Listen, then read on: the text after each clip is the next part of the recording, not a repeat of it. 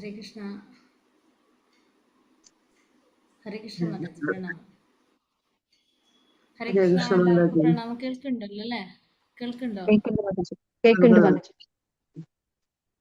Clear ഉണ്ടോ ഞാൻ പറയുന്നത്? ക്ലിയർ ആയിട്ടുണ്ട് മാതാജി. ഓക്കെ മാതാജി. മഴയാണ് ഇവിടെ. ഹരേ കൃഷ്ണ. ഓം നമോ ഭഗവതേ വാസുദേവായ. ഓം നമോ ഭഗവതേ വാസുദേവായ. ഓം നമോ ഭഗവതേ വാസുദേവായ. ഓം അജ്ഞാനതിമിരാന്തസ്യ ജ്ഞാനാഞ്ജനാശലാകയാ ചക്ഷുരുന്മീലിതം യേന തസ്മൈ ശ്രീഗുരവേ നമഃ. നമോ വിഷ്ണുപാദായ കൃഷ്ണപ്രേഷ്ഠായ ഭൂതലേ ശ്രീമതേ ഭക്തിവേദാന്ത സ്വാമിനിധി നാമിനേ.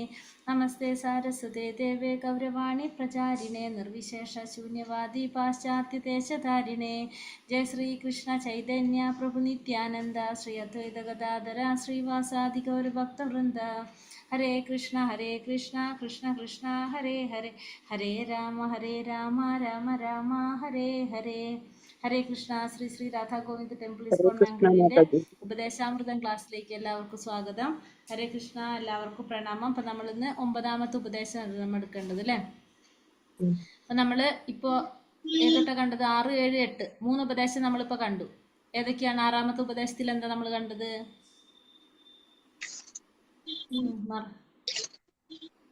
മറന്നോ? 6ാമത്തെ ഉപദേശത്തിൽ നമ്മളെ ഒരു ഭക്തനെ ശാരീരികമായ രീതിയിൽ വിലയിരുത്താൻ പാടില്ല. പാടില്ല അല്ലേ? ഭൗതികമായ രീതിയിൽ അല്ലെങ്കിൽ ശാരീരികമായ ഭാഷയില് ഭൗതികമായ രീതിയിൽ ഒരു ഭക്തനെ നമ്മൾ വിലയിരുത്താനായിട്ട് പാടില്ല എന്നുള്ളതാണ് 6ാമത്തെ ഉപദേശം നമ്മൾ കണ്ടത്. അതായത് ശാരീരികമായ വൈകല്യങ്ങളുള്ള വ്യക്തിയായിരിക്കാം, പിന്നെന്താണ് താഴ്ന്ന കുലത്തിൽ ജനിച്ചവനായിരിക്കാം, വിദ്യാഭ്യാസം കുറവായിരിക്കാം, കാണാൻ ഭംഗിയില്ല,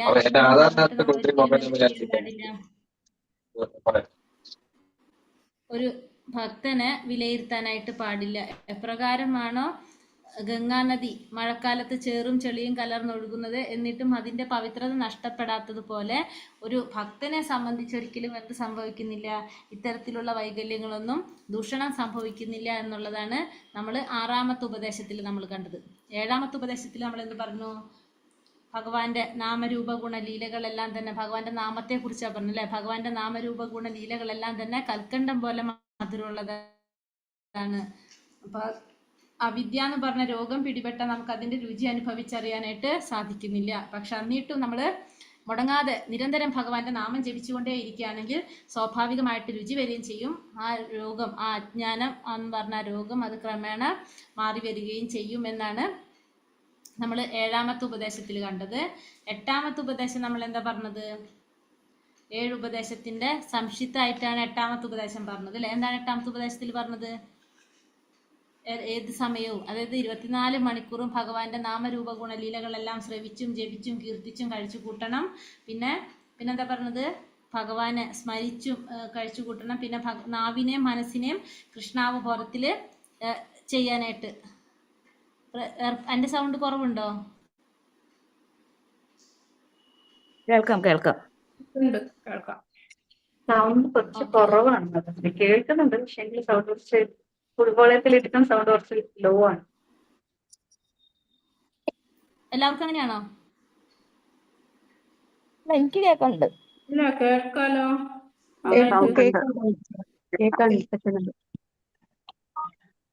അറിയില്ലല്ലോ മതി. എന്താന്ന് മഴയുണ്ട് ഇവിടെ, അത് നെറ്റിന്റെ ആണെന്ന് അറിയില്ല എനിക്ക്, അത് ചോദിച്ചത്. അപ്പോൾ കൃഷ്ണാവബോധത്തിൽ നമ്മൾ എന്ത് ചെയ്യണം? നാവിനെയും മനസ്സിനെയും കൃഷ്ണാവബോധത്തിൽ വ്യാപരിക്കണം. പിന്നെ എന്താ പറഞ്ഞത്? ഗോലോക വൃന്ദാവനം എന്ന വ്രജത്തിൽ താമസിച്ചുകൊണ്ട് ഭക്തന്മാരുടെ ഉപദേശാനുസരണം ഭഗവാനെ ഭജിക്കണം. പിന്നെ പ്രേമഭക്തിയോടെ ഭഗവാൻ ആരാധിക്കുന്ന ആചാര്യന്മാരുടെ അല്ലെങ്കിൽ അത്തരത്തിലുള്ള ഭക്തന്മാരുടെ കാലടിപ്പാടുകൾ പിന്തുടരണം. അതാണ് നമ്മൾ 8ാമത്തെ ഉപദേശത്തിലും നമ്മൾ കണ്ടത്. അപ്പൊ 6, 7, 8 ഉപദേശം എല്ലാവർക്കും മനസ്സിലായിണ്ടോ? നിങ്ങൾക്കെന്തൊരു പരിചയമില്ലാത്ത പോലെ ഇരിക്കുന്ന എന്നിട്ട് ഇതൊന്നും കേട്ടിട്ട് പരിചയമുണ്ടല്ലോ എല്ലാവർക്കും. ഞാനിപ്പോ എന്റെ വീട്ടിലല്ല, വേറെ സ്ഥലത്ത്. അതുകൊണ്ട് മറന്നുപോയൊക്കെ ഇട്ടുണ്ട്. അപ്പൊ ഓർമ്മയുണ്ടല്ലോ എല്ലാവർക്കും? പറയണോ ഞാൻ വീണ്ടും? ഹരേ കൃഷ്ണ. അപ്പൊ അടുത്ത 9ാമത്തെ ഉപദേശത്തിലേക്ക് കടക്കാം നമുക്ക്. 9ാമത്തെ ഉപദേശം ഒരു മിനിറ്റ്. ഇനി അടുത്തത് പറയുന്നത് 9-ഉം 10-ഉം ഉപദേശം എളുപ്പമുള്ള ഉപദേശമാണ്. 9-ഉം 10-ഉം 11-ഉം ഒറ്റ ക്ലാസ്സിലാണ്. നമുക്ക് അറിയില്ല പോകുന്നു. ഇവിടെ നമുക്ക് നോക്കാം. ഒരു സ്ലൈഡിൽ തന്നെയാണത്. 9 മുതൽ 11 വരെയുള്ള ഉപദേശം. ഹരേ കൃഷ്ണ. ശ്രീ ശ്രീ രാധാ ഗോവിന്ദ് കി ജയ്, ശീല പ്രഭുപാദ് കി ജയ്. അപ്പോൾ നമ്മൾ 8ാമത്തെ രാഗാനുഗ ഭക്തി കഴിഞ്ഞു. ഇനി 9 ഭാവഭക്തി, 10, 11 പ്രേമഭക്തി. 9-ഉം 10-ഉം അങ്ങനെയാണോ? ഏത് വന്ന് 9 തൊട്ട് 11 ഭാവഭക്തിയും പ്രേമഭക്തിയും. അതെ, 9 തൊട്ട് 11 വരെ ഭാവഭക്തിയും പ്രേമഭക്തിയാണ്. 11 പ്രേമഭക്തി. അപ്പൊ ഇനി നമുക്ക് നോക്കാം 9ാമത്തെ ഉപദേശം. അതായത് ഭഗവാന് പ്രിയപ്പെട്ട സ്ഥലങ്ങളുടെ ശ്രേണി. അതാണ് 9ാമത്തെ ഉപദേശത്തില് നമുക്ക് രൂപഗോസ്വാമി പറയുന്നത്. ഏറ്റവും പ്രധാനപ്പെട്ട ഭഗവാൻ ഏറ്റവും പ്രിയപ്പെട്ട സ്ഥലം ഏതാണ് എന്നുള്ളതാണ് ഇതിൽ പറയുന്നത്. ഹരേ കൃഷ്ണ. ഓം നമോ ഭഗവതേ വാസുദേവായ. വൈകുണ്ഠാജനിതോ വരാ മധുപുരി രസോത്സവാത് വൃന്ദാരണ്യമുദാരപാണിരമണാത് തത്രാപി ഗോവർദ്ധന രാധാകുണ്ഡമിഹാപി ഗോകുലാപതേ പ്രേമാമൃതപ്ലാവനാത് കുര്യാദസ്യ വിരോചതോ ഗിരിതടേ സേവാം വിവേകീനക. പറഞ്ഞെന്തെങ്കിലും? ഇല്ല. ഹരേ കൃഷ്ണ. വൈകുണ്ഠാജനിതോ വരാ മധുപുരി തത്രാപി രസോത്സവാത് വൃന്ദാരണ്യമുദാരപാണിരമണാത് തത്രാപി ഗോവർദ്ധന രാധാകുണ്ഡമിഹാപി ഗോകുലാപതേ പ്രേമാമൃതപ്ലാവനാത് കുര്യാദസ്യ വിരാജതോ ഗിരിതടേ സേവാം വിവേകീനക.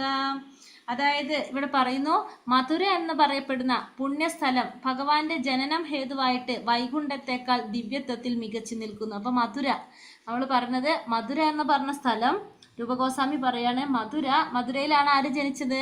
ഭഗവാൻ അവതരിച്ചത്. ഭഗവാൻ ജനിച്ച സ്ഥലമാണ് മധുര. അപ്പൊ മധുര എന്നറിയപ്പെടുന്ന പുണ്യസ്ഥലം ഭഗവാന്റെ ജനനം ഹേതുവായിട്ട് വൈകുണ്ഠത്തെക്കാൾ ദിവ്യത്വത്തിൽ മികച്ചു നിൽക്കുന്നു. വൈകുണ്ഠം എവിടെയുള്ള സ്ഥലമാണ്? ആത്മീയ ലോകത്തില്. ആത്മീയ ലോകത്തിലുള്ള വൈകുണ്ഠത്തെക്കാൾ ദിവ്യത്വത്തിൽ മികച്ചതായ ഇതിനെ പറയുന്നത് മധുരയെ പറയുന്നത്. അപ്പൊ മധുര വൈകുണ്ഠത്തെക്കാൾ പ്രിയപ്പെട്ടത് മികച്ചതാണ് എന്ത്? മധുര എന്ന് ഇവിടെ പറയണം. കാരണം ഭഗവാന്റെ ജനനം ഹേതുവായിക്കൊണ്ട്.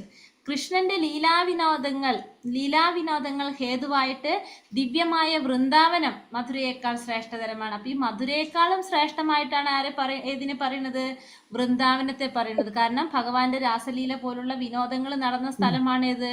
വൃന്ദാവനം. അപ്പൊ അതുകൊണ്ട് തന്നെ മധുരയേക്കാൾ ശ്രേഷ്ഠമായിട്ടാണ് ഏത്? വൃന്ദാവനം പറയുന്നത്. ശ്രീകൃഷ്ണൻ തന്റെ കൈകൊണ്ട് ഉദ്ധരിക്കയാലും അനേകം ലീലാവിനോദങ്ങളിൽ ഏർപ്പെടുകയാലും ഗോവർദ്ധന പർവ്വതം വൃന്ദാവനത്തെക്കാൾ മേന്മയേറിയതാണ്. അപ്പൊ വൃന്ദാവനത്തെക്കാളും മേന്മയേറിയതായിട്ടാണ് ഏത് പറയുന്നത്?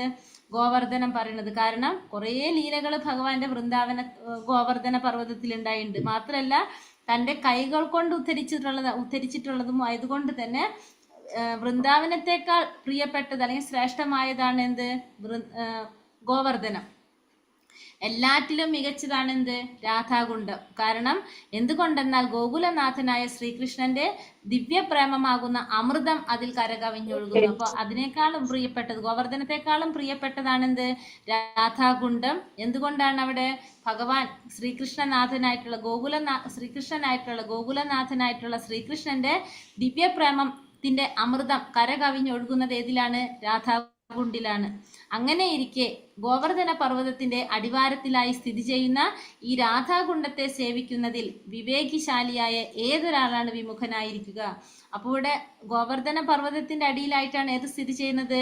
രാധാകുണ്ഡം സ്ഥിതി ചെയ്യുന്നത്. ആ രാധാകുണ്ഡത്തെ സേവിക്കുന്നതില് വിവേകിശാലിയായിട്ടുള്ള ആരെങ്കിലും, അതായത് വിവേചന ബുദ്ധിയുള്ള ആരെങ്കിലും അത് ചെയ്യാതിരിക്കുകയോ എന്നാണ് ഇവിടെ രൂപഗോസ്വാമി പറഞ്ഞപ്പോൾ നമുക്ക് മനസ്സിലാക്കാം. ഇവിടെ ഏറ്റവും ശ്രേഷ്ഠമായ സ്ഥലങ്ങളുടെ ശ്രേണി, ഭഗവാന് പ്രിയപ്പെട്ട സ്ഥലങ്ങളുടെ ശ്രേണിയെ കുറിച്ചാണ് ഇവിടെ പറയുന്നത്. അതായത് മധുര എന്ന് പറയപ്പെടുന്ന പുണ്യസ്ഥലം ഭഗവാന്റെ ജനനം ഹേതുവായിട്ട് ഏതിനേക്കാളും മികച്ചതാണ്? വൈകുണ്ഠത്തെക്കാൾ മികച്ചതാണ്. അപ്പൊ ഏറ്റവും ഫസ്റ്റ് പറയണത് ഏതാണ് നമ്മള് സ്ഥലത്തില്? വൈകുണ്ഠം. വൈകുണ്ഠത്തെക്കാൾ ശ്രേഷ്ഠമായിട്ടുള്ളത് മധുര. മധുരയേക്കാൾ ശ്രേഷ്ഠമായിട്ട് ഏതാണ് പറയുന്നത്? വൃന്ദാവനം. വൃന്ദാവനത്തെക്കാൾ ശ്രേഷ്ഠമായിട്ട് ഏതാ പറയുന്നത്? ഗോവർദ്ധന പർവ്വതം. ഗോവർദ്ധന പർവ്വതത്തെക്കാൾ ശ്രേഷ്ഠമായിട്ട് ഏതാ പറയുന്നത്? രാധാകുണ്ടം. അതാണ് ആ ശ്രേണി പറയുന്നത്. നമ്മൾ ആ ശ്രേണി പഠിച്ചാൽ മതി. എല്ലാം കൂടി പഠിക്കുക. അപ്പൊ വൈകുണ്ഠം വൈകുണ്ഠത്തെക്കാൾ പ്രിയപ്പെട്ടതാണ് അല്ലെങ്കിൽ ശ്രേഷ്ഠമായതാണ് മധുര. കാരണം ഭഗവാന്റെ ജനനം ഹേതുവായിട്ട്. ആ മധുരയേക്കാൾ പ്രിയപ്പെട്ടതാണ് വൃന്ദാവനം. കാരണം രാസലീല പോലുള്ള ഭഗവാന്റെ ലീലകൾ നടന്ന സ്ഥലമായതുകൊണ്ട് മധുരയേക്കാൾ പ്രിയപ്പെട്ടത് അല്ലെങ്കിൽ ശ്രേഷ്ഠമായതാണ് വൃന്ദാവനം. വൃന്ദാവനത്തെക്കാൾ ശ്രേഷ്ഠമായതാണ് ഗോവർദ്ധനം. കാരണം ഭഗവാന്റെ കുറെ ലീലകളും പിന്നെ ഗോവർദ്ധനോദ്ധാരണം ഇതൊക്കെ നടന്നത് കൊണ്ട് ഗോവർദ്ധന പർവ്വതം വൃന്ദാവനത്തെക്കാൾ ശ്രേഷ്ഠമാണ്. ആ ഗോവർദ്ധനത്തെക്കാളും ശ്രേഷ്ഠമായിട്ടുള്ളതാണ് എന്ത്? രാധാകുണ്ടം. കാരണം ഭഗവാന്റെ ദിവ്യപ്രേമമാകുന്ന അമൃത് കരകവിഞ്ഞൊഴുകുന്നത് എവിടെയാണ്? രാധാകുണ്ടിലാണ്. അപ്പൊ ഈ രാധാകുണ്ടിനെ സേവിക്കാനായിട്ട് വിവേകശാലിയായിട്ടുള്ള ആരെങ്കിലും വിമുഖത കാണിക്കുമോ എന്നാണ് ഇവിടെ ആര് ചോദിക്കുന്നത്? രൂപഗോസ്വാമി ചോദിക്കുന്നത്. അപ്പോൾ ഇവിടെ നമ്മൾ ആ സ്ഥലങ്ങളുടെ ശ്രേണി അതാണ് പഠിക്കേണ്ടത്. വൈകുണ്ഠത്തെക്കാൾ ശ്രേഷ്ഠം മധുര, മധുരയേക്കാൾ ശ്രേഷ്ഠം വൃന്ദാവനം, വൃന്ദാവനത്തെക്കാൾ ശ്രേഷ്ഠം ഗോവർദ്ധനം, ഗോവർദ്ധനത്തെക്കാളും ശ്രേഷ്ഠം അല്ലെങ്കിൽ പ്രിയപ്പെട്ടത് അല്ലെങ്കിൽ മേന്മയുള്ളത് അല്ലെങ്കിൽ വിശേഷപ്പെട്ടത് രാധാകുണ്ടം. അപ്പൊ ഇത് പഠിക്കുക. ഇത് എന്തുകൊണ്ടാണെന്നും കൂടിയിട്ട് നമ്മൾ പറയാം. ഇപ്പൊ ഇങ്ങനെ എഴുതിയാലും മതിയാവും. പക്ഷെ എന്താണെന്നുള്ളതൊരു വരി നമുക്ക് എഴുതാം. വൈകുണ്ഠത്തെക്കാൾ പ്രിയപ്പെട്ടത് മധുര. കാരണം എന്തുകൊണ്ടാണ്? ഭഗവാന്റെ ജനനം ഹേതുവായിട്ട്. പിന്നെ മധുരയേക്കാൾ പ്രിയപ്പെട്ടത് വൃന്ദാവനം. എന്തുകൊണ്ടാണ്? ഭഗവാന്റെ രാസലീല പോലുള്ള ലീലകൾ നടന്നതുകൊണ്ട്. വൃന്ദാവനത്തെക്കാൾ പ്രിയപ്പെട്ടത് ഏതാണ് അല്ലെങ്കിൽ ശ്രേഷ്ഠമായിട്ടുള്ളത്? വൃന്ദാവനത്തെക്കാൾ ശ്രേഷ്ഠം ഗോവർദ്ധനം. എന്തുകൊണ്ടാണ്? ഗോവർദ്ധനം ലീലകൾ നടന്ന സ്ഥലമാണ്. അതുപോലെ തന്നെ ഭഗവാൻ കൈകൊണ്ട് ഉദ്ധരിക്കപ്പെട്ടത് കൊണ്ടും ഗോവർദ്ധനം. പിന്നെ ഗോവർദ്ധനത്തെക്കാൾ ശ്രേഷ്ഠമാണിത് രാധാകുണ്ട്. കാരണം ഭഗവാന്റെ അതീന്ദ്രിയ പ്രേമം, ദിവ്യപ്രേമം, പ്രേമത്തിന്റെ അമൃത് കരകവിഞ്ഞൊഴുകുന്നത് എവിടെയാണ്? രാധാകുണ്ടിലാണ്. അത് രാധാറാണിയുടേതാണ്. അപ്പൊ അതുകൊണ്ടാണ് അത് ഏറ്റവും പ്രിയ. അപ്പൊ ഇവിടെ ഭഗവാൻ ഏറ്റവും പ്രിയപ്പെട്ടത് ഏതാണ്? അപ്പോ രാധാകുണ്ട്. ആ രാധാകുണ്ടിനെ സേവിക്കുന്നതിൽ വിവേകശാലിയായിട്ടുള്ള ഏതൊരാളാണ് വിമുഖത കാണിക്കുക എന്നാണ് ചോദിക്കുന്നത്. മനസ്സിലായത്? മനസ്സിലായി. വൈകുണ്ഠത്തൊക്കെ ശ്രേഷ്ഠമാണ്. ഒന്ന് പറഞ്ഞെന്ന് ശ്രേണി പറഞ്ഞാ മതി. വൈകുണ്ഠത്തെക്കാൾ ശ്രേഷ്ഠമാണ് മധുര, മധുരയേക്കാൾ ശ്രേഷ്ഠമാണ് വൃന്ദാവനം, വൃന്ദാവനത്തെക്കാൾ ശ്രേഷ്ഠമാണ് ഗോവർദ്ധനം, ഗോവർദ്ധനത്തെക്കാൾ ശ്രേഷ്ഠമാണ് രാധാകുണ്ട്. രാധാകുണ്ട്. അപ്പൊ അതിന്റെ കാരണങ്ങൾ നമുക്ക് ഒന്നും കൂടി പറയുമ്പോ നമുക്ക് ഒന്നും കൂടി കിട്ടും. കാരണങ്ങൾ ഇത്തിരി കൂടി പറയുന്നുണ്ട് ഇവിടെ. അതായത് പരമപുരുഷോത്തമനായ കൃഷ്ണന്റെ സൃഷ്ടിയിൽ 3/4 ഭാഗം ആത്മീയ പ്രപഞ്ചമാണ്. ആത്മീയ ലോകത്തിന് സ്വാഭാവികമായും ഭൗതിക ലോകത്തേക്കാൾ മേന്മയേറും. അപ്പൊ 4/3 ഭാഗം ഏതാണ്? ആത്മീയ ലോകങ്ങളാണ്. ഒരു ഭാഗം മാത്രമാണ് ഏതുള്ളത്? നമ്മളെ ഭൗതിക ലോകം ഉള്ളത്. അപ്പൊ ഏറ്റവും കൂടുതൽ ആത്മീയ ലോകവും ഏറ്റവും ചെറിയൊരു ഭാഗം 4/1 ഭാഗം മാത്രമാണ് നമ്മുടെ ഭൗതിക ലോകം ഉള്ളത്. അപ്പൊ ആത്മീയ ലോകത്തിന് ഭൗതിക ലോകത്തേക്കാൾ മേന്മ കൂടുതലാണ്.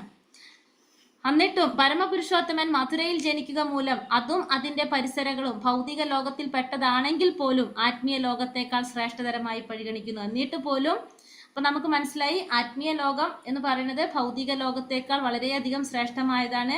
പക്ഷെ ഭഗവാൻ പരമദിവ്യോത്തമ പുരുഷനായ ഭഗവാൻ ശ്രീകൃഷ്ണൻ ഭൗതിക ലോകത്തില് മധുരയിൽ ജനിച്ച കാരണം കൊണ്ട് മധുരയും അതിന്റെ പരിസരങ്ങളും ഭൗതിക ലോകത്തിൽ പെട്ടതാണെങ്കിൽ പോലും അതെന്തായി മാറി? ആത്മീയ ലോകത്തേക്കാൾ ശ്രേഷ്ഠമായിട്ട് പരിഗണിക്കപ്പെട്ടു.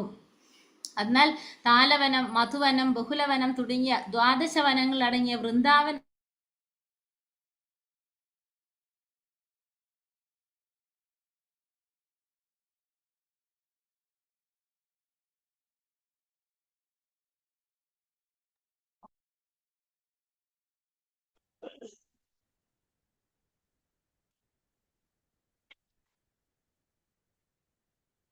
വനങ്ങൾ അടങ്ങിയ വൃന്ദാവനം ഭഗവാന്റെ ലീലാവിനോദങ്ങൾക്ക് പ്രസിദ്ധമാണ്. വൃന്ദാവനത്തിലാണ് ഭഗവാന്റെ കുറെ ലീലകൾ നടന്നത്. അപ്പൊ അതുകൊണ്ട് തന്നെ ആ വൃന്ദാവനം ലീലകൾ നടന്ന സ്ഥലമായതുകൊണ്ട് മധുരയേക്കാൾ യോഗ്യത കൂടിയതാണ് ഇത് വൃന്ദാവനം എന്ന് പറയുന്നത്.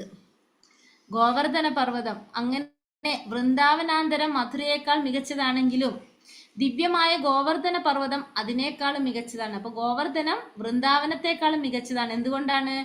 ദേവരാജനായ ഇന്ദ്രൻ പറഞ്ഞയച്ച കഠിന വർഷപാതങ്ങളിൽ നിന്ന് ഗോകുലവാസികളെയും സുഹൃത്തുക്കളായ ഗോപികമാരെയും രക്ഷിക്കുന്നതിനായി ഭഗവാൻ കൃഷ്ണൻ ആ പർവ്വതത്തെ ഒരു കുടയ എന്ന പോലെ തൻ്റെ ശോണാംബുജ രമണീയമായ പാണി കൊണ്ട് ഉയർത്തിപ്പിടിക്കുകയായി. അപ്പൊ എന്തുകൊണ്ടാണ് നമുക്കറിയാം, ഇന്ദ്രന്റെ കോപം കൊണ്ട് ഇന്ദ്രൻ എന്ത് ചെയ്തു? ആ കഠിന വർഷപാതത്തിൽ നിന്ന്, അതായത് വളരെ മഴ പെയ്ച്ചു അവിടെ ഒരാഴ്ച 7 ദിവസം കണ്ടിന്യൂസ് ആയിട്ട് അവിടെ മഴ പെയ്യായിരുന്നു. അപ്പൊ ആ സമയത്ത് ഗോകുലവാസികളെയും എല്ലാവരെയും ഭഗവാൻ രക്ഷിക്കുന്നതിന് ഈ ഗോവർദ്ധന പർവ്വതത്തെ ഒരു കുടയായിട്ട് തൻ്റെ ചെറുവിരലിൽ ഉയർത്തിപ്പിടിക്കുകയാണ് ചെയ്തത്. അപ്പൊ അതുകൊണ്ട് തന്നെ ഗോവർദ്ധന പർവ്വതത്തില് ആ ഗോവർദ്ധന പർവ്വതം ഭഗവാന്റെ ലീലയിൽ ഒരു ഭാഗമായിട്ട് വന്നതുകൊണ്ട് ഗോവർദ്ധന പർവ്വതം വൃന്ദാവനത്തെക്കാളും മികച്ചതാണ്. ഗോവർദ്ധന പർവ്വതത്തിലാണ് കൃഷ്ണൻ ഗോപാല ബാലന്മാരെ ഒന്നിച്ച് കാലിമേച്ച് അപ്പൊ ഭഗവാന്റെ കൂട്ടുകാരായിട്ട് ഗോപാല ബാലന്മാരൊന്നിച്ച് കാലിമേച്ച് നടന്നതും ഗോവർദ്ധന പർവ്വതത്തിലാണ്. മാത്രമല്ല അവിടെ തന്നെയാണ് ഭഗവാൻ തൻ്റെ പ്രിയതമയായിട്ടുള്ള ശ്രീമതി രാധാറാണിയെ പ്രതീക്ഷിച്ചു കൊണ്ടിരുന്നതും അവൾ ഒന്നിച്ച് പ്രേമലീലകൾ മുഴുകിയതും. അപ്പം ഭഗവാൻ എപ്പോഴും രാധാറാണിയെ പ്രതീക്ഷിച്ചുകൊണ്ടിരുന്ന സ്ഥലവും ഏത് തന്നെയാണ്? ഗോവർദ്ധന പർവ്വതം. അപ്പൊ ഭഗവാൻ ഏറ്റവും പ്രിയപ്പെട്ടതായിട്ട് മാറിയത് ഗോവർദ്ധന പർവ്വതം ഇതിനേക്കാൾ വൃന്ദാവനത്തേക്കാൾ. അപ്പോൾ ഭഗവാൻ ഒന്ന് ഗോവർദ്ധനയിൽ നടന്നതും അതുപോലെ തന്നെ ഭഗവാന്റെ കൂട്ടുകാരൊത്ത് കാലിമേച്ച് നടന്നതും രാധാറാണിയെ പ്രതീക്ഷിച്ചു കൊണ്ടിരുന്ന സ്ഥലമൊക്കെയാണ് ഇത് ഗോവർദ്ധന പർവ്വതം. അപ്പൊ അതുകൊണ്ട് തന്നെ അത് എന്തിനേക്കാളും പ്രിയപ്പെട്ടതായി? വൃന്ദാവനത്തെക്കാളും പ്രിയപ്പെട്ടതായിട്ട് മാറി. ഇനി രാധാകുണ്ഡം. ഗോവർദ്ധന പർവ്വതത്തിന്റെ അടിവാരത്തിലുള്ള രാധാകുണ്ഡമാകട്ടെ മേൽപ്പറഞ്ഞ എല്ലാറ്റിനേക്കാളും വിശിഷ്ടതരമാണ്. ഗോവർദ്ധന പർവ്വതത്തിന്റെ അടിയിലുള്ള രാധാകുണ്ഡം ഈ പറഞ്ഞ എല്ലാറ്റിനേക്കാളും ശ്രേഷ്ഠമാണ്. എന്ത്? രാധാകുണ്ഡം. കാരണം കൃഷ്ണന്റെ പ്രേമം കവിഞ്ഞൊഴുകിയത് അവിടെയാണ്. അപ്പൊ അവിടെയാണ് എന്ത് കരകവിഞ്ഞൊഴുകിയത്? കൃഷ്ണപ്രേമം കരകവിഞ്ഞൊഴുകിയത് രാധാകുണ്ടിലാണ്. ഉത്തമ ഭക്തന്മാർ രാധാകുണ്ടത്തിൽ താമസിക്കുവാൻ ആഗ്രഹിക്കുന്നു. രാധയുടെയും കൃഷ്ണന്റെയും ശാശ്വതങ്ങളായ മധുര രതിലീലാ വിലാസങ്ങളുടെ വളരെ സ്മരണകൾ ഉണർത്തുന്ന ദിവ്യമായ സ്ഥാനമാണ് രാധാകുണ്ട്. അപ്പോൾ ഭഗവാന്റെ ആ ദിവ്യപ്രേമം കരകവിഞ്ഞൊഴുകിയത് രാധാകുണ്ടിലാണ്. അപ്പോൾ ഉത്തമ ഭക്തന്മാരെല്ലാതും എന്താഗ്രഹിക്കാണ്? രാധാകുണ്ടിൽ താമസിക്കാൻ ആഗ്രഹിക്കുന്നവരാണ്. മാത്രമല്ല ഭഗവാന്റെയും രാധാറാണിയുടെയും മധുരമായിട്ടുള്ള രതിലീലാ വിലാസങ്ങളുടെ സ്മരണകൾ ഉണർത്തുന്ന ദിവ്യമായ സ്ഥാനമാണിത് രാധാകുണ്ഡം എന്ന് പറഞ്ഞപ്പോ ഏറ്റവും പ്രിയപ്പെട്ടത് ഭഗവാൻ ഏതാണ്? രാധാറാണിയുടെ രാധാകുണ്ഡമാണ്. അപ്പോൾ ഭഗവാന്റെ ജനനം ഹേതുവായിട്ട് വൈകുണ്ഠത്തെക്കാൾ ശ്രേഷ്ഠമാണ് മധുര. പിന്നെ ആ മധുരയേക്കാൾ ശ്രേഷ്ഠമാണ് ഇത് ഏതാണ്? വൃന്ദാവനം അല്ലെ? വൃന്ദാവനം. കാരണം എന്തുകൊണ്ടാണ്? ഭഗവാന്റെ കുറെ ലീലകൾ നടന്ന സ്ഥലമായതുകൊണ്ട് വൃന്ദാവനം മധുരയേക്കാൾ പ്രിയപ്പെട്ടതാണെന്ന് പറഞ്ഞു. ആ വൃന്ദാവനത്തെക്കാൾ വളരെയധികം ശ്രേഷ്ഠമായിട്ടുള്ളതാണ് ഇത് ഗോവർദ്ധന പർവ്വതം. കാരണം ഭഗവാൻ കാലിമേച്ച് നടന്നതും രാധാറാണിയെ പ്രതീക്ഷിച്ചു കൊണ്ടിരുന്നതും ഗോവർദ്ധന ലീല പോലുള്ള ലീലകൾ നടന്നതും എവിടെയാണ്? ഈ ഗോവർദ്ധന പർവ്വതത്തിലായതുകൊണ്ട് അത് വൃന്ദാവനത്തെക്കാൾ പ്രിയപ്പെട്ടതാണ്. ആ ഗോവർദ്ധനത്തെക്കാൾ പ്രിയപ്പെട്ടതാണ് എന്ത്? രാധാകുണ്ട്. കാരണം അവിടെ ഭഗവാന്റെ കൃഷ്ണപ്രേമം കരകവിഞ്ഞൊഴുകുന്നതാണ് ഇവിടെ രാധാകുണ്ടിൽ. മാത്രമല്ല അത് രാധാറാണിയുടേതാണ്. രാധയുടെയും കൃഷ്ണന്റെയും ശാശ്വതമായിട്ടുള്ള മധുരമായിട്ടുള്ള ലീലകളുടെ സ്മരണകൾ ഉണർത്തുന്ന ദിവ്യസ്ഥാനം കൂടിയാണ് ഇത് രാധാകുണ്ട്. അപ്പൊ അതുകൊണ്ട് എന്താണ് പറയുന്നത്? 10ാമത്തെ തുടങ്ങി അല്ലെ? അതുകൊണ്ട് എന്താണ് പറഞ്ഞത്? വിവേചന ബുദ്ധിയുള്ള ഏതൊരു വ്യക്തിയും എന്താണ്? രാധാകുണ്ടിനെ ചെയ്യുമെന്നാണ് ഇവിടെ. ചെയ്യില്ല എന്നാണ് ആര് ചോദിക്കുന്നത്? രൂപഗോസ്വാമി ചോദിക്കുന്നത്. ഇത്രയേ ഉള്ളൂ നമ്മളെ 9ാമത്തെ ഉപദേശം. മനസ്സിലായോ എല്ലാവർക്കും? ഹരേ കൃഷ്ണ. മനസ്സിലായി. അപ്പൊ അതായത് നമുക്കതില് ശ്രേഷ്ഠമായിട്ടുള്ള സ്ഥലങ്ങളുടെ ശ്രേണിയാണ് പഠിക്കാനുള്ളത് അതില്. അപ്പൊ ശ്രേണി പഠിക്കുമ്പോൾ നമ്മൾ എന്തുകൊണ്ടാണെന്നും കൂടിയിട്ട് നമ്മൾ ഒരു സെന്റൻസിൽ എഴുതാൻ നോക്കണം. അപ്പൊ എന്തുകൊണ്ട് മധുര വൈകുണ്ഠത്തെക്കാൾ പ്രിയപ്പെട്ടതായി എന്ന് പറഞ്ഞിട്ട് എഴുതണം. അപ്പൊ നമ്മള് വൈകുണ്ഠത്തെക്കാൾ പ്രിയപ്പെട്ടത് മധുര ഭഗവാന്റെ ജനനം ഹേതുവായി കാരണം കൊണ്ട്. ആ മധുരയേക്കാൾ പ്രിയപ്പെട്ടത് വൃന്ദാവനം. എന്തുകൊണ്ടാണ്? ഭഗവാന്റെ വൃന്ദാവനത്തിൽ കുറെ ഭഗവാന്റെ ലീലകൾ കാരണം കൊണ്ട് ഭഗവാൻ മധുരയേക്കാൾ പ്രിയപ്പെട്ടതാണ് വൃന്ദാവനം. ആ വൃന്ദാവനത്തെക്കാൾ പ്രിയപ്പെട്ടതാണ് ഇത് അല്ലെങ്കിൽ ശ്രേഷ്ഠമായതാണ് ഗോവർദ്ധനം. പിന്നെ അതിന്റെ കാരണം എന്തുകൊണ്ടാണ് നമ്മൾ കാലിമേച്ച് നടന്നതും രാധാറാണിയെ പ്രതീക്ഷിച്ചു കൊണ്ടിരുന്നതും ഗോവർദ്ധന ലീല പോലുള്ള ലീലകളൊക്കെ നടന്നത് കൊണ്ടും വൃന്ദാവനത്തെക്കാൾ പ്രിയപ്പെട്ടതാണ് ഗോവർദ്ധനം. ആ ഗോവർദ്ധനത്തെക്കാൾ പ്രിയപ്പെട്ടതാണ് രാധാകുണ്ട്. അങ്ങനെ ഇതാ കാരണം എന്തുകൊണ്ടാണ്? രാധാകുണ്ടിലാണ് ഭഗവാന്റെ കൃഷ്ണപ്രേമം കരകവിഞ്ഞൊഴുകുന്നതാണ്. പിന്നെ അത് രാധാറാണിയുടേതാണ്. ഭഗവാന്റെയും രാധാറാണിയുടെയും മധുരമായിട്ടുള്ള ലീലകളുടെ എല്ലാം സ്മരണ എവിടെയാണുള്ളത്? രാധാകുണ്ടിലാണുള്ളത്. അപ്പൊ അതുകൊണ്ട് രാധാകുണ്ടാണ് ഏറ്റവും പ്രിയപ്പെട്ടതായിട്ടും ഏറ്റവും ശ്രേഷ്ഠമായിട്ടും നമ്മൾ ഈ ശ്ലോകത്തില് രൂപഗോസ്വാമി പറഞ്ഞിരുന്നത്, 9ാമത്തെ ഉപദേശത്തില് പറഞ്ഞു തരുന്നത്. മനസ്സിലായോ? ഹരേ കൃഷ്ണ. അപ്പൊ ഇനി അടുത്തത് 10ാമത്തത്, ഇനി ഭഗവാന് പ്രിയപ്പെട്ട മനുഷ്യരാശിയുടെ ശ്രേണി. ഇപ്പൊ നമ്മൾ സ്ഥലങ്ങളെ കുറിച്ചാണ് പറഞ്ഞത്. വൈകുണ്ഠം, വൈകുണ്ഠത്തെക്കാൾ പ്രിയം മധുര, മധുരയേക്കാൾ ശ്രേഷ്ഠം വൃന്ദാവനം, വൃന്ദാവനത്തെക്കാൾ ശ്രേഷ്ഠം ഗോവർദ്ധനം, ഗോവർദ്ധനത്തെക്കാൾ ശ്രേഷ്ഠമായിട്ടുള്ളത് രാധാകുണ്ട്. ഇനി അടുത്തത് മനുഷ്യരാശ്രയുടെ ശ്രേണി, മനുഷ്യരുടെ. അതെങ്ങനെയാണെന്ന് പറയുന്നത്, കർമ്മേഭ്യ പരിതോഹരേ പ്രിയതയ വ്യക്തിം യയുർജ്ഞാനിനസ് തേഭ്യോ ജ്ഞാന വിമുക്ത ഭക്തി പരമാ പ്രേമൈകനിഷ്ഠാസ്തദാം തേഭ്യാസ്താ പശുപാല പങ്കജാദൃശസ് താഭോപി സാരാധികാ പ്രേഷ്ട്യാ തത്വദീയം തതീയ സരസി താം നാശ്രയേത് കാകൃതിം കർമ്മഭ്യ പരിതോഹരേ പ്രിയതയ വ്യക്തിം യയുർജ്ഞാനിനസ് തേഭ്യോ ജ്ഞാന വിമുക്ത ഭക്തി പരമാ പ്രേമൈകനിഷ്ഠാസ്തതാം തേഭ്യാസ്താ പശുപാല പങ്കജാദൃശസ് താഭ്യോപി സാരാധികാ പ്രേഷ്ടാ തത്വദീയാം തതീയ സരസി താം നാശ്രയേത് കാകൃതിം. ഇവിടെ പറയുന്നത്, ഇതിൽ കുറെ ഉണ്ട്, നമുക്കത് എളുപ്പത്തിൽ ഇത് വായിക്കാം, എന്നിട്ട് പറയാം. ഫലമുളവാക്കുന്ന കർമ്മങ്ങൾ നിരന്തരം ചെയ്തുകൊണ്ടിരിക്കുന്നവരെക്കാൾ പരമപുരുഷനായ ഹരി കൂടുതൽ ഇഷ്ടപ്പെടുന്നത് ജീവിതത്തിന്റെ മൂല്യങ്ങളെ കുറിച്ചുള്ള ജ്ഞാനം നേടിയവരെയാണെന്ന് ശാസ്ത്രത്തിൽ പറയുന്നു. അതായത് ഫലമുളവാക്കുന്ന കർമ്മങ്ങൾ ചെയ്യുന്നവര്, ഫലം ആഗ്രഹിച്ചുകൊണ്ട് കർമ്മങ്ങൾ ചെയ്യുന്നവരാരാണ്? കർമ്മികളെക്കാൾ ഭഗവാൻ കൂടുതൽ ഇഷ്ടപ്പെടുന്നത് ആരെയാണ്? ജീവിതത്തിന്റെ മൂല്യത്തെക്കുറിച്ചുള്ള ജ്ഞാനം നേടിയവരെ. ജ്ഞാനം നേടിയവരെന്ന് പറഞ്ഞാൽ ആരാണ്? ജ്ഞാനികളെ. അപ്പൊ കർമ്മികളെക്കാൾ ഭഗവാൻ ഇഷ്ടപ്പെടുന്നത് ജ്ഞാനികളെയാണ്. ജ്ഞാനമാർഗത്തിൽ അങ്ങനെ മുന്നേറിയ അനേകം ജനങ്ങളിൽ ജ്ഞാനം കൊണ്ട് മോചനം ലഭിച്ച ഒരാൾ ഭക്തിയുടെ സേവനങ്ങളിൽ ഏർപ്പെട്ടു എന്ന് വരാം. അവൻ മുൻപറഞ്ഞ എല്ലാവരെക്കാളും മികച്ചനാണ്. അപ്പോൾ ആ ജ്ഞാനി എന്ത് ചെയ്യും? കുറെ ജ്ഞാനം നേടി മോചനം നേടിക്കഴിഞ്ഞാല് ആ വ്യക്തി എന്ത് ചെയ്യും? ഭക്തിയുടെ സേവനത്തിൽ ഏർപ്പെട്ടു വരും. അപ്പോൾ അവൻ ആരായി മാറി? മറ്റുള്ളവരെക്കാൾ, മുൻ പറഞ്ഞവരെക്കാൾ മികച്ചവനായിട്ട് മാറി. അപ്പൊ ജ്ഞാനി ആരായിട്ട് കടന്നു? ഭക്തനായിട്ട് മാറി. ഭക്തിയുടെ സേവനം ചെയ്തപ്പോൾ ഭക്തനായിട്ട് മാറി. അങ്ങനെ ഭക്തൻ പ്രിയപ്പെട്ടവനാണ്. എന്നാൽ കൃഷ്ണനിൽ വിശുദ്ധ പ്രേമം കൈവരിച്ചവൻ അവനേക്കാൾ ഉയർന്നവനാണ്. അപ്പൊ ഭക്തന്മാരിലെ വിശുദ്ധ പ്രേമം കൈവരിച്ച, അപ്പൊ പ്രേമഭക്തര് ഭഗവാൻ അതിനേക്കാളും പ്രിയപ്പെട്ടവരാണ്.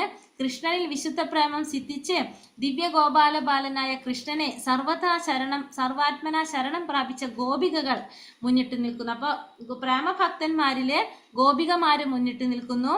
എല്ലാ ഗോപികളിലും വെച്ച് കൃഷ്ണൻ ഏറ്റവും പ്രിയപ്പെട്ടത് രാധാറാണിയാണ്. അപ്പൊ ഗോപികമാരിൽ ഭഗവാൻ ഏറ്റവും പ്രിയപ്പെട്ടത് രാധാറാണിയാണ്.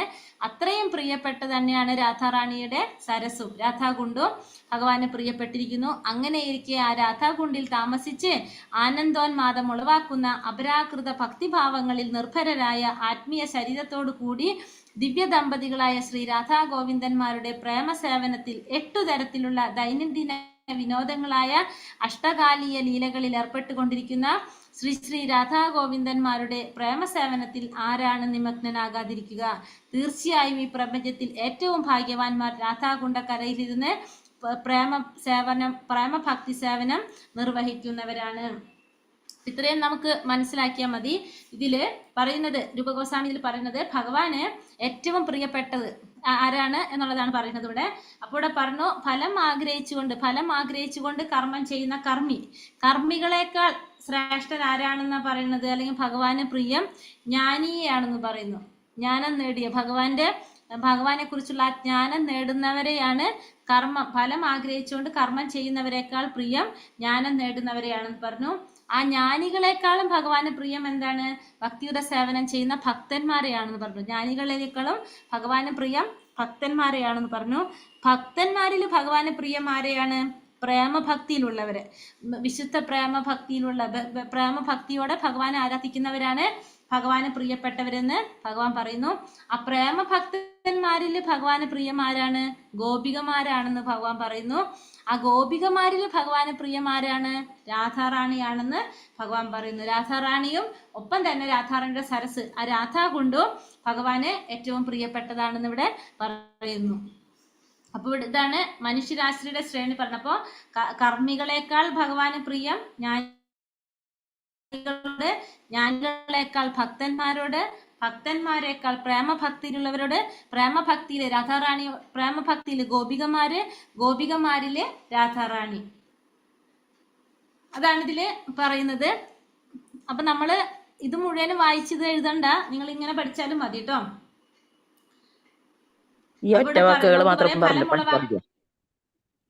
അതെ, അതായത് ഫലം ഉളവാക്കുന്ന കർമ്മങ്ങൾ ചെയ്യുന്നവരെക്കാൾ ആരാണ് ഭഗവാൻ പ്രിയപ്പെട്ടത്? അതായത് കർമ്മി, ഫലം ഉളവാക്കുന്ന കർമ്മങ്ങൾ ചെയ്യുന്നവരെന്ന് വെച്ചാൽ കർമ്മി. കർമ്മികളെക്കാൾ ഭഗവാന് പ്രിയപ്പെട്ടത് ആരാണ്? ജ്ഞാനത്തിൽ മുന്നേറിയ ജ്ഞാനിയോടാണ്. പിന്നെ ആ ജ്ഞാനം നേടിക്കഴിഞ്ഞാൽ നമ്മൾ പിന്നെ അടുത്തേക്ക് എന്ത് കടക്കണം? ഭഗവാനെ കുറിച്ച് ജ്ഞാനം നേടിക്കഴിഞ്ഞാൽ ഭക്തിയിലേക്ക് കടക്കണം. അങ്ങനെ ജ്ഞാനം നേടിയ ജ്ഞാനികളെക്കാൾ ഭഗവാന് പ്രിയം എന്താണ്? ഭഗവാന്റെ ഭക്തി സേവനത്തിൽ ഏർപ്പെട്ടിരിക്കുന്ന ഭക്തന്മാരെയാണ്. ഭക്തന്മാരില് ഭഗവാന് പ്രിയപ്പെട്ടത്, ഭഗവാനിൽ വിശുദ്ധ പ്രേമഭക്തിയോടെ ഭഗവാനെ ആരാധിക്കുന്ന പ്രേമഭക്തരെയാണ് ഭഗവാന് പ്രിയം. ആ പ്രേമഭക്തന്മാരില് ഭഗവാന് പ്രിയം ഗോപികമാരെയാണ്. ഗോപികമാരില് ഭഗവാന് പ്രിയം രാധാറാണിയാണ്. അതേപോലെ തന്നെയാണ് രാധാറാണിയുടെ സരസായിട്ടുള്ള രാധാകുണ്ടും. അത് ഇങ്ങനെ തന്നെ ഈ ഓർഡറിൽ പഠിച്ചാൽ മതി. ഹരേ കൃഷ്ണ. അപ്പൊ ഏതാണ് മനുഷ്യരാശിയുടെ ശ്രേണി എങ്ങനെയാ പറയുന്നു ഒന്ന് പറഞ്ഞ്. ഹരേ കൃഷ്ണ. കാമ്യകർമ്മം ചെയ്യുന്നവര് ആദ്യം കർമ്മികള് പിന്നെ അത് ജ്ഞാനികളാവും. ജ്ഞാനികള് ഭക്തന്മാര്, ഭക്തിയുദ്ധ സേവനം നടത്തുന്ന ഭക്തന്മാര് പിന്നെ വിശുദ്ധ ഭക്തി വരുമ്പം പ്രേമഭക്തരാവും. പ്രേമഭക്തരില് ഗോപികമാരിലും പ്രിയപ്പെട്ടത് രാധാറാണി. പിന്നെ രാധാറാണി അതാ ഇങ്ങനെ തന്നെ പഠിച്ചാൽ മതി കേട്ടോ. ഇത് ഇങ്ങനെ പഠിച്ചാൽ മതി. അപ്പൊ കർമ്മികളെക്കാൾ പ്രിയം ജ്ഞാനികളോട്, ജ്ഞാനികളെക്കാൾ പ്രിയം ഭക്തന്മാരോട്, ഭക്തന്മാരെക്കാൾ പ്രേമഭക്തിയിലുള്ളവര്, പ്രേമഭക്തിയില് ഗോപികമാര്, ഗോപികമാരില് രാധാറാണി. ഒപ്പം തന്നെ രാധാറാണിയുടെ സരസ് രാധാകുണ്ടും പ്രിയപ്പെട്ടതാണെന്ന് പറയുന്നു. അപ്പൊ ഇതാണ് നമ്മളെ മനുഷ്യരാശിയുടെ ശ്രേണി.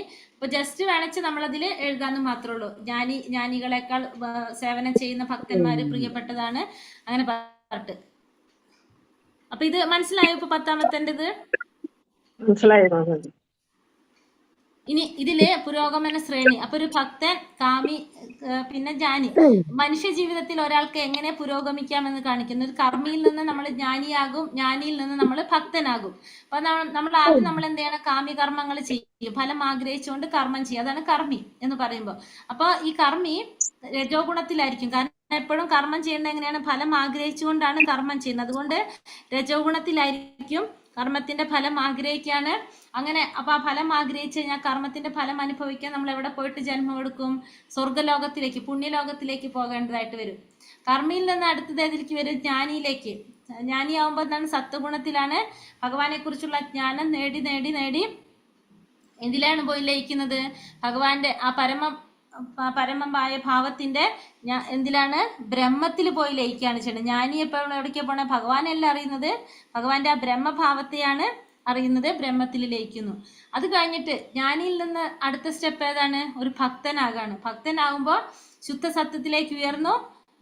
ഭക്തിയിലൂടെ ഏത് ഭക്തിയിലേക്ക് കടക്കും? പ്രേമഭക്തിയിലേക്ക് കടക്കും.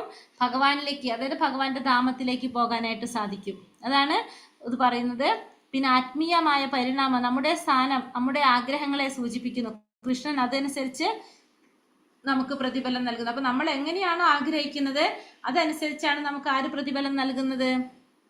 ഭഗവാൻ നമുക്ക് പ്രതിഫലം നൽകുന്നത്.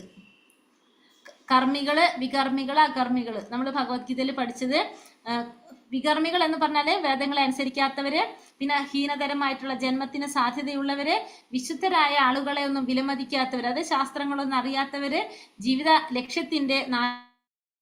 ജീവിതത്തിലെ ലക്ഷ്യം തന്നെ മനസ്സിലാക്കാത്തവരാണ് ആര്? വികർമ്മികൾ. കർമ്മികൾ എന്ന് പറഞ്ഞാൽ ശാസ്ത്രങ്ങൾ അനുസരിക്കുന്നു, കർമ്മനിഷ്ഠരാണ്, ദേവന്റെ ശരീരവും സ്വർഗവും നേടുക. അതായത് അവർക്ക് എന്താണ് കിട്ടുന്നത്? ഫലം ആഗ്രഹിച്ചുകൊണ്ട് ചെയ്യുന്നതുകൊണ്ട് പുണ്യഫലങ്ങൾ അനുഭവിക്കാൻ സ്വർഗലോകത്ത് പോകുന്നു. ഒടുവിൽ മർത്തി ലോകത്തിലേക്ക് മടങ്ങി വരുന്നവരാണ് ആര്? കർമ്മികള്. അകർമ്മികൾ എന്ന് പറഞ്ഞാല് ഭഗവാന്റെ ഭക്തിയിൽ വേദിയിലെത്തിയിരിക്കുന്നവർ. അതായത് ഭക്തി ഉള്ളവരാണ് ആര്? അകർമ്മികള്. ചെയ്യുന്ന കർമ്മങ്ങള് ഭഗവാനുമായി ബന്ധപ്പെടുത്തി ഫലോദിഷ്ട കർമ്മങ്ങൾ ബന്ധപ്പെടുത്തുന്നതെന്നും പുനർജന്മത്തെ അർത്ഥമാക്കുമെന്ന് മനസ്സിലാക്കി ഭഗവാന് വേണ്ടി കർമ്മം ചെയ്യുന്നവരാണ് ആര്? അകർമ്മികൾ എന്ന് പറയുന്നത്. അപ്പൊ കർമ്മി, അകർമ്മി, വികർമ്മി. കർമ്മി എന്ന് പറഞ്ഞാല് കർമ്മം ചെയ്യുന്നു ഫലം ആഗ്രഹിച്ചുകൊണ്ട്. അകർമ്മി എന്ന് പറഞ്ഞാൽ കർമ്മം ചെയ്യുന്നു ഭഗവാന് സമർപ്പിച്ചുകൊണ്ട്, ഫലം ആഗ്രഹിക്കാതെ ചെയ്യുന്നു. വികർമ്മി എന്ന് പറഞ്ഞാൽ ശാസ്ത്രങ്ങൾക്ക് വിരുദ്ധമായിട്ട് ചെയ്യുന്നവര് വികർമ്മികള്. ഇത് ഓൾറെഡി അറിയാലോ എല്ലാവർക്കും. പറയണോ ഇനിയും? ഭഗവത്ഗീതയിൽ നമ്മൾ പഠിച്ചത്.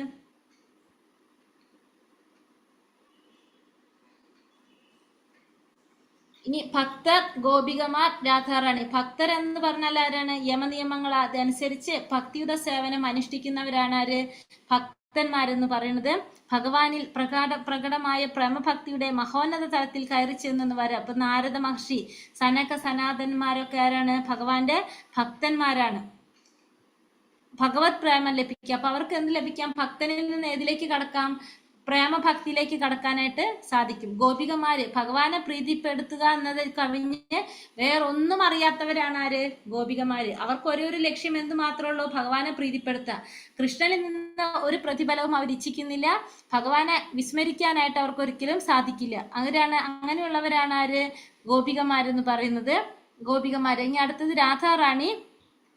സ്ഥാനം സർവോത്തമമായിട്ടുള്ളതാണ് രാധാറാണിയുടെ സ്ഥാനം. രാധാറാണി, ശ്രീമതി രാധാറാണിയുടെ പ്രേമയുത ഭക്തി സേവനത്തെ അതിശയിക്കാൻ മറ്റാർക്കും സാധ്യമല്ല. രാധാറാണിയെ മറികടക്കാനായിട്ട് ആർക്കും സാധിക്കില്ല. കൃഷ്ണന് പോലും ശ്രീമതി രാധാറാണിയുടെ ഭാവദാർഢ്യം മനസ്സിലാക്കാൻ സാധിച്ചിട്ടില്ല. അപ്പൊ രാധാറാണിയുടെ ആ ഭാവം മനസ്സിലാക്കാനായിട്ട് ഭഗവാൻ പോലും സാധിച്ചിട്ടില്ല എന്നാണ് പറയുന്നത്. രാധാകുണ്ഡത്തെ തന്നെ ശരണം പ്രാപിക്കണം. അപ്പൊ നമ്മൾ എന്ത് വേണം? ആ ഭക്തി കിട്ടണമെങ്കിൽ നമ്മൾ എന്ത് വേണം? രാധാറാണിയെ തന്നെയാണ് ശരണം പ്രാപിക്കേണ്ടത്. രാധാകുണ്ഡത്തെ ശരണം പ്രാപിക്കണം എന്നാണ് ഇവിടെ പറയുന്നത്. അപ്പോൾ ഇവിടെ 3 തരത്തിൽ പറയണത്. ഒന്ന് ഭക്തന്മാരെ കുറിച്ച് പറയുന്നു. ഭക്തന്മാരെന്ന് പറഞ്ഞാല് ഭഗവാന്റെ നിയമങ്ങൾ അനുസരിച്ച് ഭക്തിയുടെ സേവനം അനുഷ്ഠിച്ചു പോരുന്നവരാണ്. ഭക്തിയോടുകൂടി ഭഗവാനെ ആരാധിക്കുന്നവര്. അവർക്ക് എന്തിലേക്ക് കടക്കാം? പ്രേമഭക്തിയിലേക്കും കടക്കാം. ഗോപികമാരെന്ന് പറഞ്ഞാല് ഭഗവാനെ പ്രീതിപ്പെടുത്താന്നതിൽ കവിഞ്ഞ് വേറെ ഒന്നും ആഗ്രഹിക്കാത്തവരും അറിയാത്തവരുമാണ് ഗോപികമാരെന്ന് പറയുന്നത്. പിന്നെ വന്നിട്ട് അവർക്ക് കൃഷ്ണനിൽ നിന്ന് ഒരു പ്രതിഫലം അവർ ആഗ്രഹിക്കുന്നില്ല. അവരൊരിക്കലും എന്തില്ല? ഭഗവാനെ വിസ്മരിക്കാനായിട്ട് അവർക്ക് ഒരിക്കലും വിപ്രലംബ സേവനം എന്ന് പറഞ്ഞാൽ അവരൊരിക്കലും ഭഗവാനെ വിസ്മരിക്കാനായിട്ട് അവർക്ക് സാധിക്കുകയില്ല. എപ്പോഴും ഭഗവാനെ സ്മരിച്ചുകൊണ്ട് തന്നെയാണ് ഇരിക്കുന്നത്.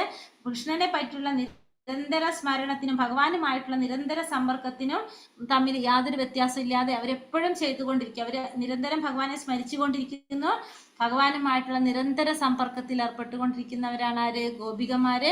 രാധാറാണി എല്ലാറ്റിലും വെച്ചിട്ട് ഏറ്റവും സർവോത്തമയാണ്, ഏറ്റവും ശ്രേഷ്ഠമായിട്ടുള്ളതാണ്.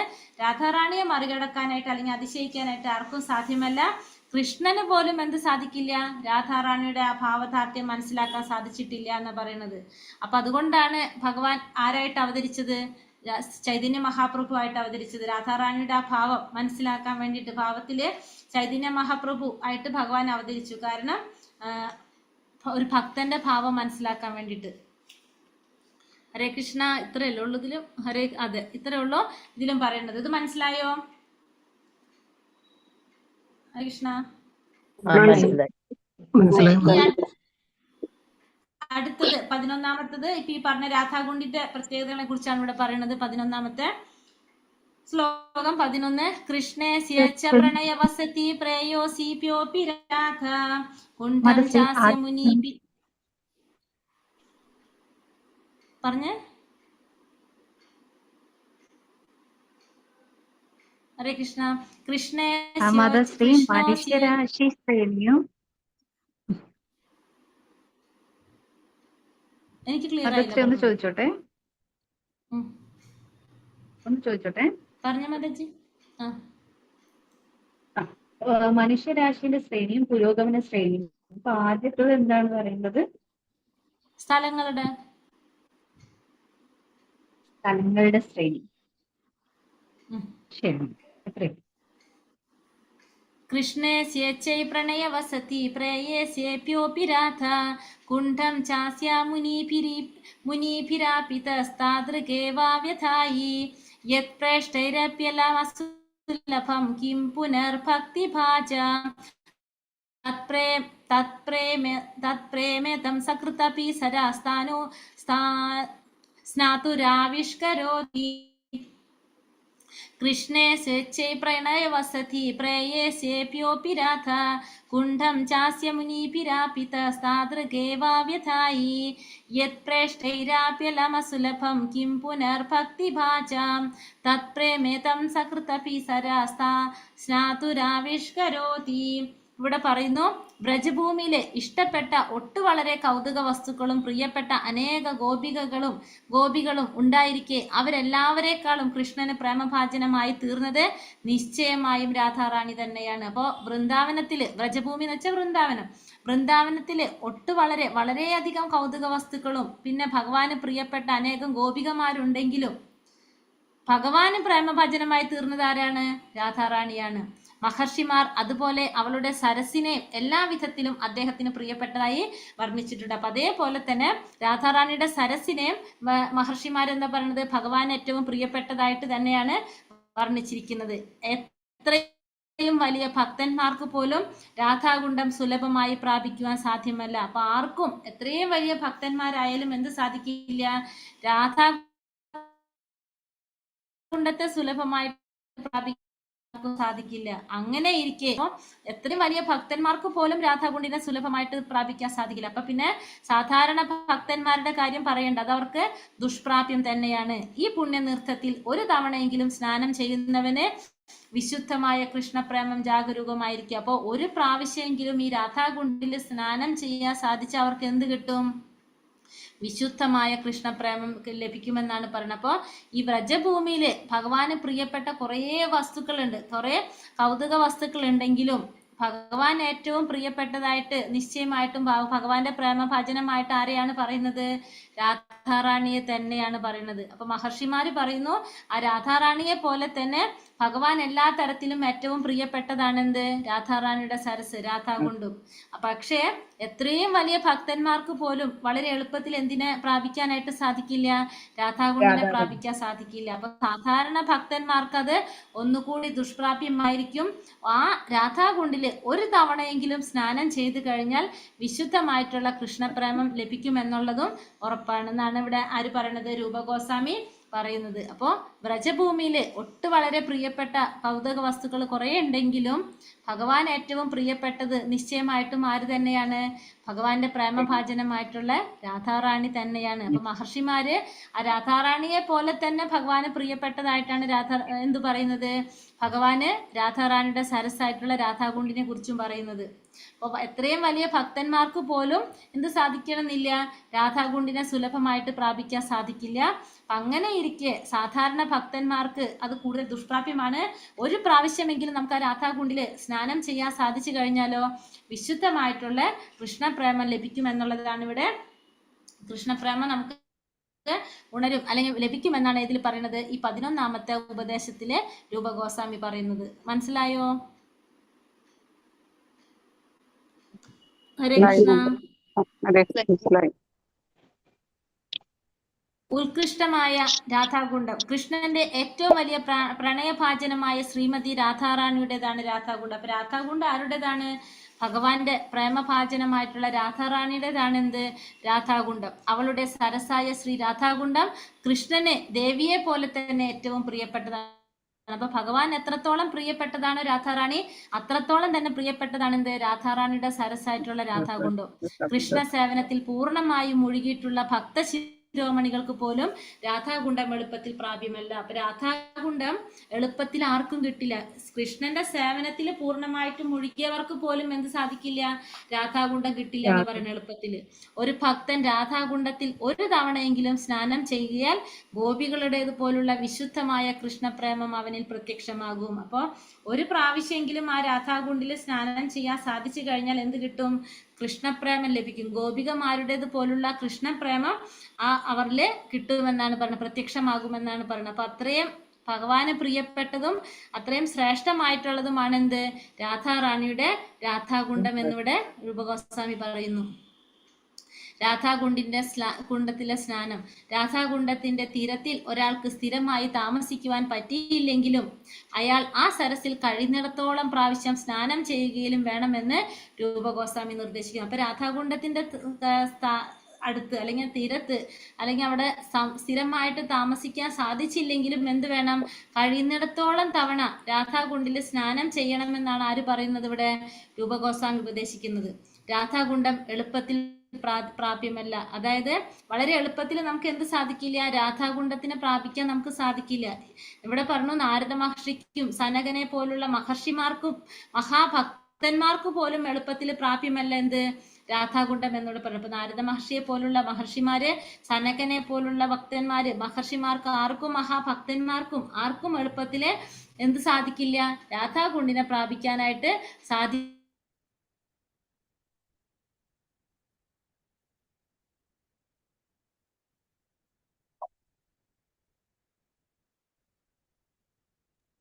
കേൾക്കുന്നില്ല.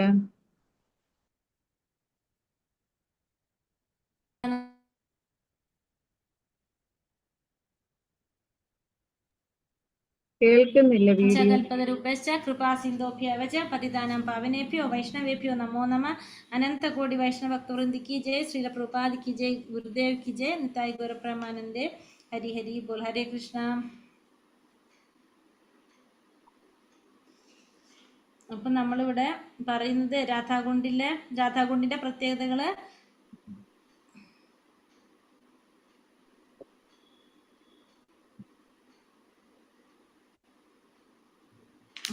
ഇതിൽ വേറെ എന്തെങ്കിലും പറയുന്നുണ്ടോ രാധാകുണ്ടിന്റെ?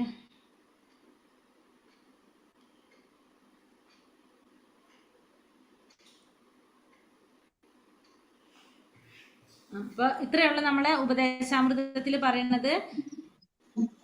നമുക്കൊരു കാര്യം ചെയ്യാം, ക്വസ്റ്റ്യൻസ് എല്ലാം കൂടി നാളെ നോക്കാം. ഇപ്പൊ ഇന്നത്തെ 2 ഇന്നെടുത്ത 3 നാളെ ഇന്നലത്തെ 2 കൂടി ആവുമ്പോ ഒരുമിച്ച് ചെയ്ത് നോക്കിയാൽ മതിയോ? സ്റ്റക്കായി വേണ്ടാണോ? സ്റ്റക്കായി നിക്കണം. അവസാനം എന്താ പറയുന്നത് മനസ്സിലായില്ലല്ലോ. മതജി റെക്കോർഡിൽ വന്നിട്ടുണ്ടാവും. എന്നാ എനിക്ക് തോന്നി നെറ്റ് സ്റ്റക്കായി. എനിക്ക് നിങ്ങളെല്ലാവരും ഇങ്ങനെ സ്റ്റക്കായി നിൽക്കണ പോലെ എനിക്ക് ഫീൽ ചെയ്തു.